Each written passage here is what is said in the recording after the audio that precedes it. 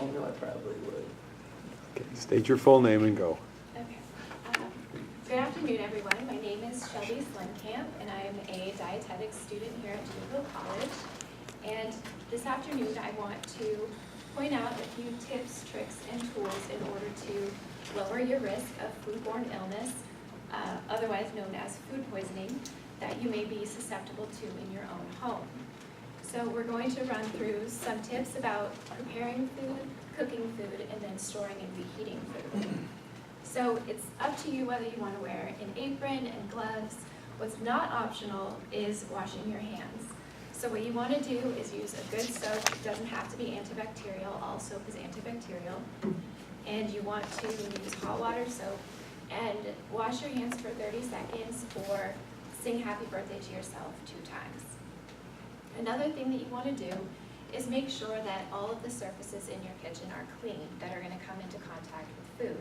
So you can do that with a hot rag with soap, or what I find the cheapest, quickest, and easiest way is to just use some disinfecting wipes. Wipe down your surface, let it evaporate or dry, and then you're good to go. So when we want to prepare and eat raw food like produce, fruits, or vegetables, if you're eating soft foods such as lettuce, berries, things like that, what you can do is just use a simple colander, put your berries or lettuce in here and run them under lukewarm or cool water for several seconds, and then you're good to go. If you're using something or eating something that is hard or has a peel, whether you're going to peel it or not, you're going to want to actually wash that food. So what you can do is buy something like a fruit and vegetable wash, or what I do is actually just use good old Dawn soap. Get a little soap on there, run it under water, rub it in your hands a few times, and then make sure you rinse it off completely because you do not want to be eating that soap. So all of our food is washed and ready to go, and now it's time to cut it up and prepare it for our meal. So what I have here is a pair of Kevlar gloves. Now, we all know that knives are sharp, and one of the ways that you can get those germs into your body that could cause some sort of illness is by nicks or cuts on your hands. These Kevlar gloves will stop the knife from going into your skin and exposing you to germs that way. And what's really great about these is that for less than $10 on Amazon or a food store, you can buy them. And you just put them on your hands like a regular pair of gloves, and then when you're done cutting your food, you can wash them just like you would wash your hands and then lay them out to dry. Or some brands, even, you can just chuck them in the dishwasher. So another thing that we want to think about when we're cutting our food is the actual food surface that we're cutting it on. So we want to look for things that are hard, like plastic or glass. Now, plastic is really cheap, so that's what most people can get their hands on.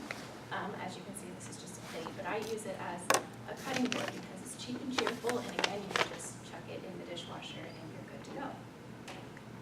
So we've cleaned everything, we've prepared it, and now we're moving on to cooking.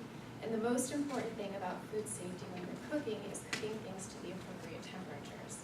So via the USDA and the New York Department of Health, there are plenty of lists of temperatures for what you want to cook things to. Now every meat and pork, beef, shellfish, fish, eggs, all of that has its own specific temperature that you want to cook things to. But if you just want to remember one temperature, whether you're cooking it raw or reheating it, is 165 degrees. Cooking things to 165 degrees or reheating them to 165 degrees will ensure that all of the germs are dead, basically, and they're not going to harm you.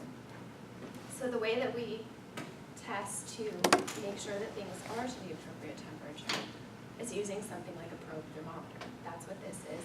Again, on Amazon or kitchen stores for $5 to $10, you can pick one of these up. This one's great because it's actually digital, so you don't have to strain your eyes looking at something like this that's a dial. So you want to make sure that you're sticking it into the center of your food. You don't want to hit any bones or go too far into your food because that will give you an inaccurate temperature. So now that we've cooked our food, it's time to eat. So most of you have probably heard of something called the danger zone. I know that you have today. So that is a temperature zone between 40 degrees Fahrenheit and 140 degrees Fahrenheit. So you have about a 1 to 2 hour window for which you can have your food sitting out on your table for serving or eating. Beyond that, like if you know that you're going to be having a party or something like that, you want to make sure that you are keeping your foods in the warming drawer of your oven, slow cookers, things like that, if they're warm, or if they're cool foods, keeping them in a cooler, on ice, or in the refrigerator. So some way that you can make sure that you're keeping your food at those proper temperatures is to use, again, cheap, $5 to $10 on Amazon, these little dial thermometers. So you just want to make sure that on this one, you're staying above this first line here, and that'll keep you safe. And again, they make them for cool temperatures as well. And on this one, it's really cool because you know that if your dial goes up here in the red zone, you're too warm.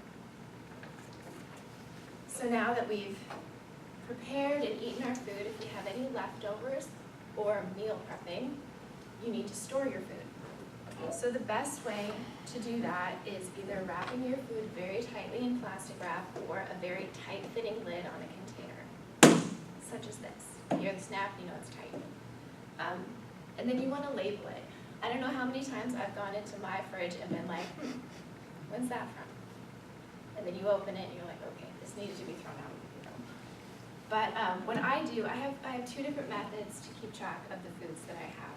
So the first one is very cheap. Again, you just have your container, you put a piece of tape on it, or if you want to get pretty and creative, you can use labels. But I just put a piece of tape on it, use a Sharpie, write the date it was made, what 7 minutes. And when it needs to be thrown out, which would be about 3 to 5 days after you make it. The other method that I have for keeping track of food that's in the fridge or the freezer is something like this, a quick, you can draw it up really quickly on Excel, use a whiteboard, and again, you put the same information. So the date that it was made, what it is, and the date that it needs to be thrown out. On here, I also have other things, like if it needs to be reheated, it needs to be reheated to a certain temperature. Does anybody remember what that is? 165, good. And then also you can put any other important information on here, such as if you're storing produce, what date it was purchased, things like that. So what's most important, if you remember 2 or 3 things from today, is that we always wash our hands, we always keep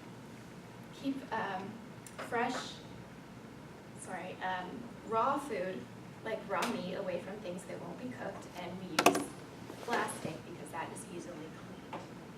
And again, that magic number of 165 degrees. Does anyone have any questions for me? Garrett?